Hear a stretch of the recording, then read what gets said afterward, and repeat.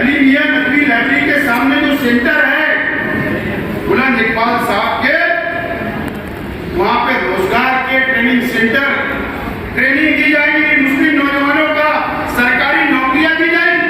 ये बात है। अल्लाह जन्नत नसीब करे बुलंद इकबाल साहब को। अगर आप चल रहे हो और नहीं तो इसका भी जवाब आपको देना पड़ेगा। ये भी धोखा दिया गया है कानून के नाम पर। ये शायद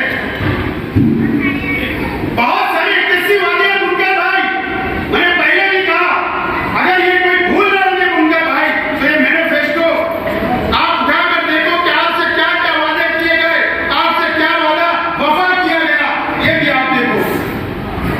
मजदूरों से भी वादे किए गए। माथानी बोर्ड के साथ तो वोट बनाएंगे, कहां है? झोपड़पट्टी के अंदर डोला विकास काबिल करेंगे, कहां है? मां बहनों को रोजगार देंगे, कहां है? ये तमाम ही पढ़ो तो बहुत लंबी तकरीरी। कांग्रेस पार्टी का झंडा लेके पार्लियामेंट के इलेक्शन लड़ा, जाहिर सी बात है कई लोगों के जहन में सवाल है, कई लोगों के जहन में सवाल है कि हम किस पार्टी से ले सकते हैं। जाहिर सी बात है यहां पर सटीक सीट 2019 में मैं खुद कांग्रेस का उम्मीदवार था, कांग्रेस के टिकट पे लड़े, लेकिन हमारी पार्टी हमने तब्दील कर दी। अब सटीक सीट है तो कांग्रेस भी मांगेगी कि ये सीट हमको ही चाहिए, राष्ट्रवादी भी मांगेंगे हमको ही चाहिए, समाजवादी भी महाविकास आघाड़ी में है, वो भी बोलेंगे हमको ही दो, क्योंकि अखिलेश भैया आ रहे, क्यों आ रहे अखिलेश भैया, सीट मांगेंगे, वो भी मांगेंगे। अब शिवसेना उद्धव ठाकरे भी है, ठीक है वो तो नहीं मांगेंगे, लेकिन 3 पार्टियां मांगेंगी।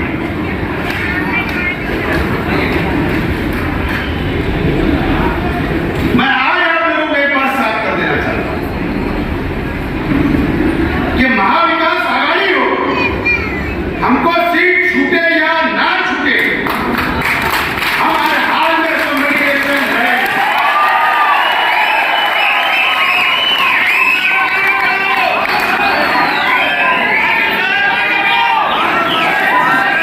क्या बोल रहे हो?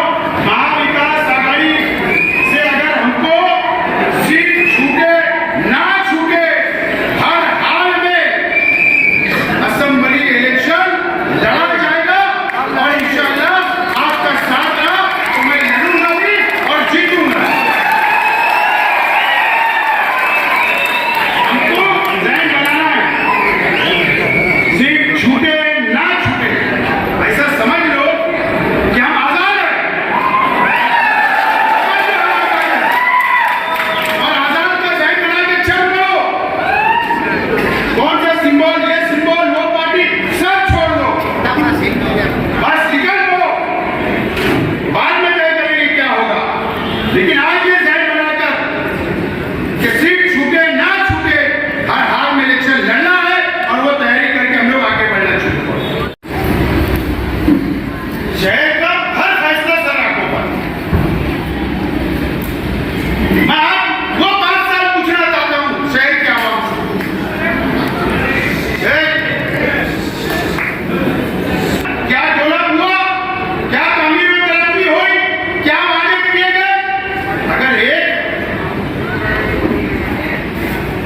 एक आम इंसान अगर नुमाइंदा होता, एक आम इंसान अगर एमएलए होता, अगर वो वादा करता तो हम मान सकते थे कि सियासी लोग वादे से मुकर जाते हैं, लेकिन एक मुफ्ती, एक आलिम ने जो वादा किया था 5 साल वहां पर भी वो नाकाम रहे। मुझको मौका मिला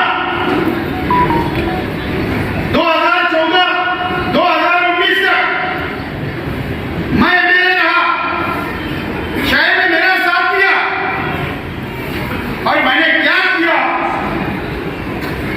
ये आप जानते हैं। शहर नहीं है। मिसाल उर्दू घर आपके सामने, फ्लाईओवर ब्रिज आपके सामने, हिल स्टेशन बना आपके सामने, और तालीम के नाम पे जो मैंने किया वो भी शहर के सामने है। मैं बहुत ज्यादा उस पर नहीं जाना चाहता। 2019 आया, 2019 आया, मैं इलेक्शन हार गया। मैं आज तक परेशान हूं कि मैं इलेक्शन क्यों हारा।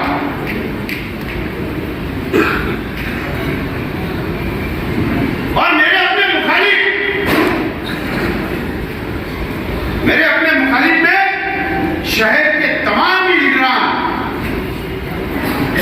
चाहे उनकी एक कारपोरेटर की हैसियत हो, चाहे 4 कारपोरेटर की हैसियत हो, तमाम ही मेरे मुखालिफ लीडरान एक मंच पर आए, एक मजहबी शख्सियत को दोबारा मौका दिया, एक मुफ्ती को दोबारा मौका दिया गया, एक आलिम को दोबारा मौका दिया गया, और मैं इलेक्शन हार गया, वो जीत गए। उस वक्त भी हमने हार को माना और 5 साल आपके बीच में रहे, 5 साल आपकी खिदमत की हमने। ये 5 साल आपको सोचना है, शहर को सोचना है। मेरे हाथ में मैनिफेस्टो है, मुझे यकीन है कि मालेगांव शहर के आवाम बहुत बेदार है, सियासी तौर पर, समाजी तौर पर, दीनी तौर पर, तालीमी तौर पर बहुत बेदार है। यह मैनिफेस्टो है मेरे हाथ में। ये 2019 का एमआईएम का मुफ्ती मोहम्मद इस्माइल कासमी साहब का मैनिफेस्टो है। इसमें 81 वादे किए गए थे, 81 वादे।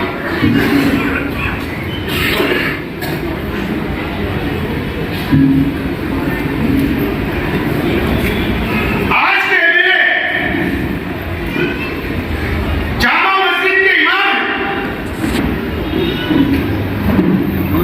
आज के एमएलए महाराष्ट्र के मदरसा बोर्ड के सदर हैं। लश्कर वाली ईदगाह के इमाम है, दारुल उलूम देवबंद के रुकन है, जमीयतुल उलमा के सदर है, और ना जाने मुझे याद नहीं है कितने ओहदे मजहबी तौर पर उनके पास। मैं माफी के साथ बोल रहा हूं, ये शहर दीनी तौर पर बहुत बेदार है।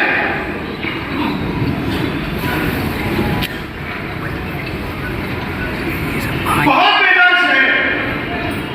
आज मेरा सवाल है, जामा मस्जिद के ट्रस्टियां से मेरा सवाल है, आज मेरा सवाल है, ईदगाह के ट्रस्टियां से मेरा सवाल है। जमीयतुल उलमा के पीछे मैंने बोला था, कोई जवाब नहीं आया, ठीक है। महाराष्ट्र के तमाम ही मदरसे के ये जिम्मेदार है, सदर है, उन तमाम ही लोगों से, शहर के उलमा से, शहर के आलिमों से, शहर के मस्जिद के इमामों से, शहर के मस्जिद के ट्रस्टियां से, तमाम ही मिली तंजीमों से मेरा सवाल है कि अगर आप उनसे चौराहे के ऊपर पूछिए, अगर इन्होंने इस मैनिफेस्टो पूरा किया होगा तो शेख हासिम इलेक्शन नहीं लड़ेगा।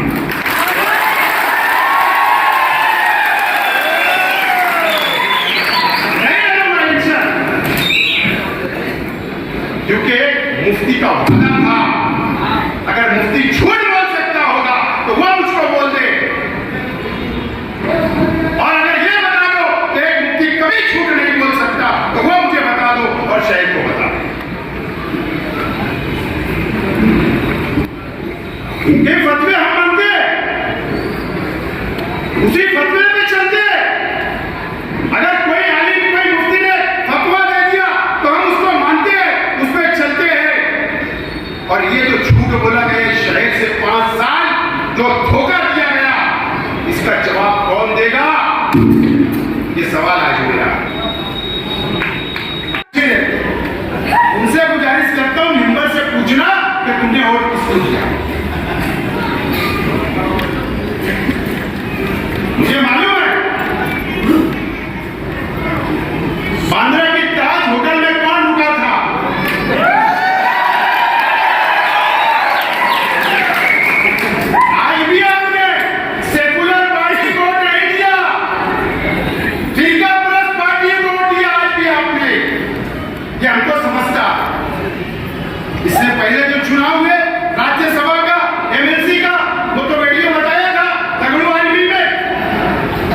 वक्त भी आपने फिक्का प्लस पार्टी को वोट किया था, तो हिम्मत से बताना।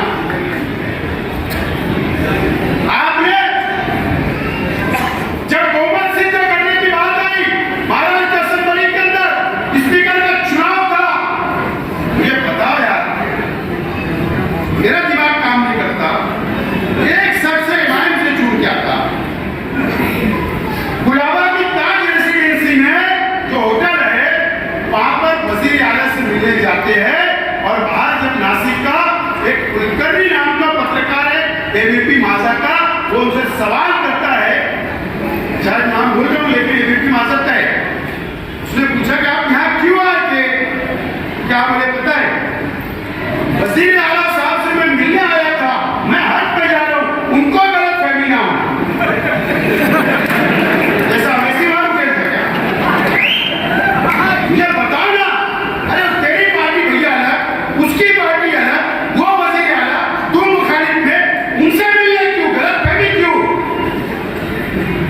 उस वक्त भी हज के नाम पर तुम तटस्थ रहे और सरकार की मदद की बनाने के अंदर फिक्का प्लस सरकार, इसका जवाब कौन मांगेगा? ठीक है, हमें तो जाहिर बोलते हो, तुम्हारी नजर में तो 70% लोग जाहिर है। ठीक है, तुम मजहबी हो, तुम शरीयत पे चलते हो, तुम सवाल कर लो, ईमानदार ना बोलना। कब तक मजहबी शख्स के अंदर, मजहबी शख्स के आड़ में धोखा खाएगा? क्या वजह? एक आदमी मुकम्मल नाकाम है, उसके बाद भी मैं अभी आज हमारे इजलास में बोल रहा हूं, ये बातें मैं तुमको इसलिए बोल रहा हूं, जाकर गली और मोहल्लों के अंदर, चौक चौराहों के ऊपर पूछिए इनके वर्करों से। मैं तो जब स्टेट लगेगा तो आज श्रीमती जिया हकीम साहब का नाम दिया, बहुत बड़ी फहरिस्तें बनाया हूं, वहां पर मुझे सवाल करूंगा। अगर आपका ज़मीर जिंदा है, अल्लाह का खौफ है, और आप अगर मजहबी मुकामात पे ट्रस्ट हो, जिम्मेदार हो, तो आपको पूछना पड़ेगा, सवाल करना पड़ेगा। नहीं तो अगर कोई शख्स गुनाह कर रहा है और आप भी उसका साथ दे रहे हैं, तो मेरा अल्लाह उसका फैसला करेगा।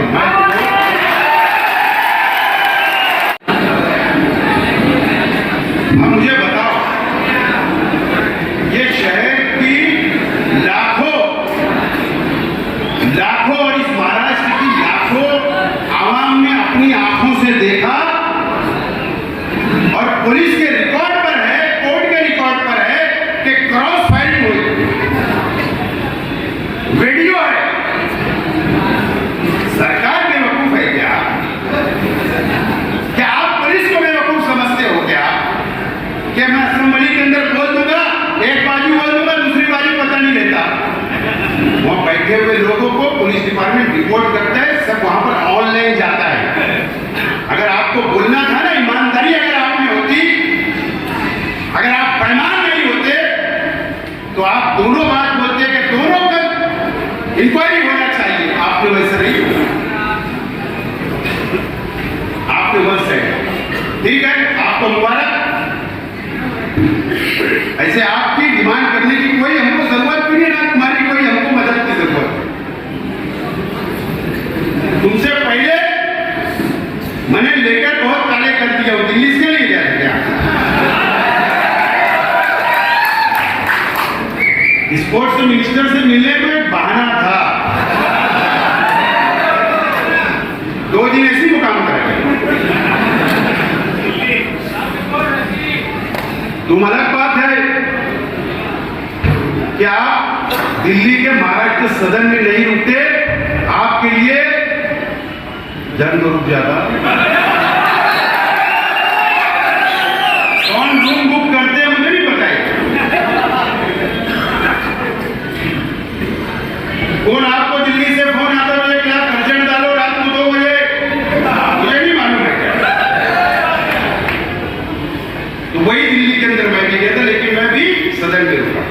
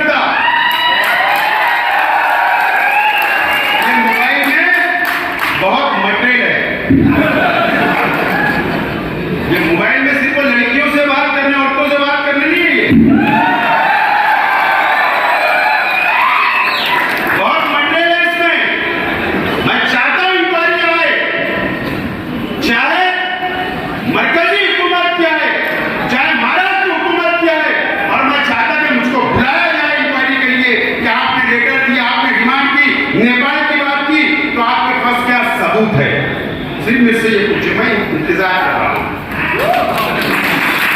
ये पुलिस को जरूर दूंगा।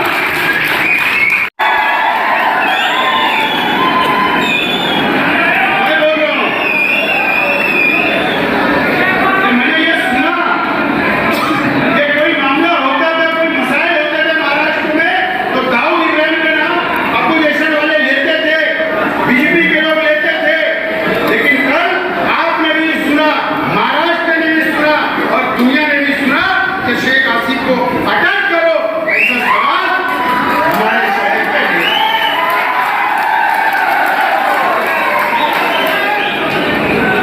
क्यों किया पता है? क्यों किया पता है? डर है शेर पिंजरे में जाएगा तो हम लौट पाएंगे। पानी की टाकी लीकेज हो रही थी, इसके लिए बोला।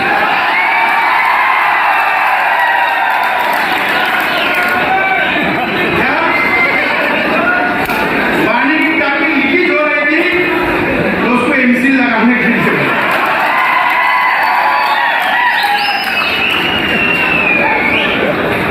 मुझे शहर में भाव नहीं लग रहे, लेकिन मुफ्ती साहब भाव नहीं निकला।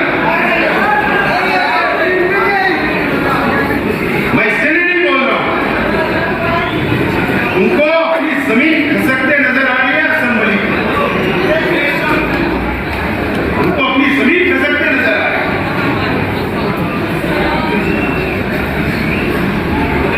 और तुमने फिर झूठ बोला। क्या बोले थे खयाबान चौक, निसार चौक में कि मैंने सवाल लगा चुका हूं। सवाल किसको बोलते हैं मुझे पता है। इजलास जिस दिन चालू होता है, शुरू होता है ना, उससे एक महीना पहले सवाल डाला जाता है, बीच में सवाल डालने का मौका नहीं मिलता है मेरे को। तुमने कल 0 आवर में बोला, क्या बोला? 0 आवर में बोला ना। सामने मंत्री बैठे थे, गृह मंत्री, और ना तुम्हारी बात पर स्पीकर ने सवाल लाया। क्या बोल रहा हूं? मुझे मालूम है। बहुत गंभीर जब बात होती है तो स्पीकर आखिरी में आदेश देता है कि सरकार ने दखल लेना, सरकार ने नोंद लेना। ऐसा कुछ नहीं बोला गया, आपने पढ़ा, वो सुना गया और वो बात खत्म। इसके बड़े कांडबाज लोग और रद्दी की टोकरी में डाल दिए। और ताकत लगा लो। मैं आज आप लोगों से बोलना चाहता हूं, शहर की आवाज से बोलना चाहता हूं, मां बहनों से और तमाम यहां बैठे हुए तमाम ही जिम्मेदारों से बोलना चाहता हूं, ऐलान करता हूं कि अगर इन्होंने मुझे जेल भेज दिया और मैं जेल में रहा तो आपको इलेक्शन लड़ना है, मैं जेल से निकलूंगा। अगर इन्होंने जेल भेज दिया तो भागूंगा नहीं, जेल जाऊंगा, वहां से नॉमिनेशन करूंगा और आपको इलेक्शन लड़ना है, शहर को इलेक्शन लड़ना है और जेल में से बैठकर आपको मुझे जिताना है और मुझे उम्मीद है कि आप मुझे जिताएंगे। आप 2 जिलों में इनको जेल में डाल दो तो ये लड़ जाएंगे। मैं बेवकूफ इंसान हूं। कभी ऐसा नहीं हो सकता, शेख हसीना की औलाद है। शेख हसीना साहब ने बुज़दिल नहीं बना के गया, क्या बुज़दिल नहीं बना के गया। शेख हसीना साहब ने बहुत हिम्मत वाला, बहादुर हमको बनाकर शेख हसीना साहब दुनिया से